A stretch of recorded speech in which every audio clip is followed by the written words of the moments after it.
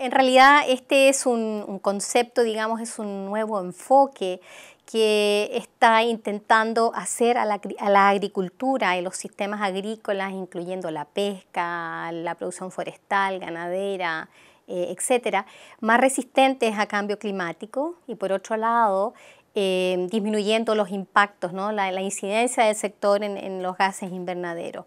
Yo diría que es un enfoque que se basa o que apunta mucho hacia una mejor planificación y una mejor manera de hacer la producción agrícola. No es algo totalmente nuevo en términos de metodologías, pero la manera en que se hace, en que se lleva a cabo en el terreno es distinta. Incluye conceptos de comprensión de los riesgos, planificación en el más largo plazo, etc.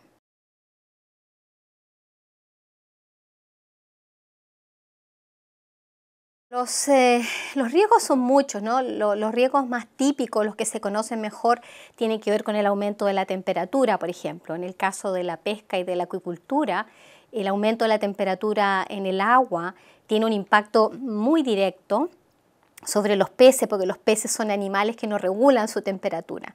Por lo tanto, a diferencia de los mamíferos terrestres, ¿no? De las vacas, digamos, de los pollos, etc., los peces no regulan su temperatura, de tal manera que cambios en la temperatura del agua tienen un impacto muy directo.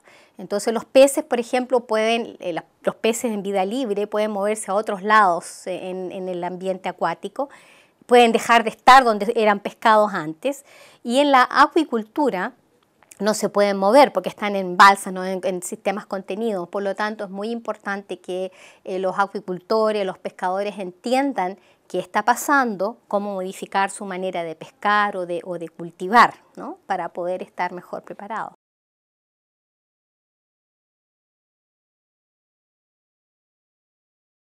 En cierta forma, yo siempre pienso que, digamos, el cambio climático de alguna manera nos ha hecho una especie de favor, en el sentido de que nos está forzando a pensar de una manera un poco más coordinada. O sea, no solo mirando los sistemas productivos, por ejemplo, en el caso de la pesca y la acuicultura, aisladamente, sino mirándolo en el concepto, en un contexto más ecosistémico, ¿no?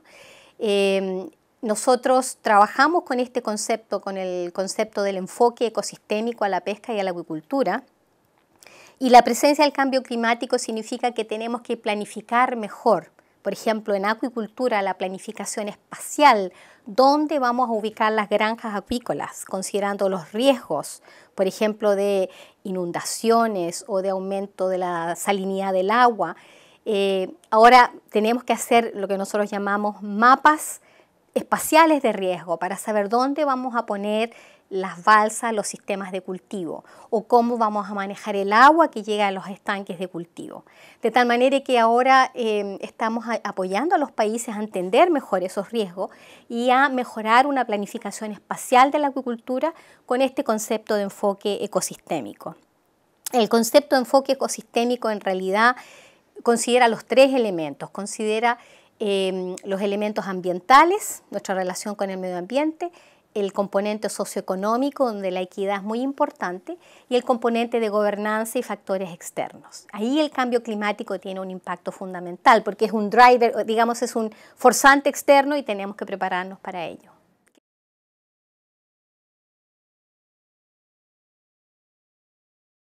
Creo que el cambio climático de alguna manera nos obliga digamos, a que los sistemas productivos sean más eficientes. Y claramente esto es digamos, una agricultura que es más inteligente frente al cambio climático, lo hace mejor desde la perspectiva ambiental. Porque por un lado tiene que usar mejor los recursos, por ejemplo el agua, que es uno de los elementos que puede llegar a ser una restricción. Tiene que usar mejor recursos como fertilizantes, porque en un ambiente de cambio climático, por ejemplo en el caso de la acuicultura, podemos tener un problema grave de sobrecrecimiento de algas si no usamos bien la fertilización. Entonces nos obliga a planificar de una manera más cuidadosa cómo usamos los recursos y cómo usamos el agua, cómo usamos el espacio. También nos obliga y nos hace entender, las políticas tienen que mejorar la comprensión del impacto de la agricultura sobre los gases invernaderos. Tenemos que ir generando esa conciencia más global y en ese sentido las políticas están mejorando esa responsabilidad y esa conciencia.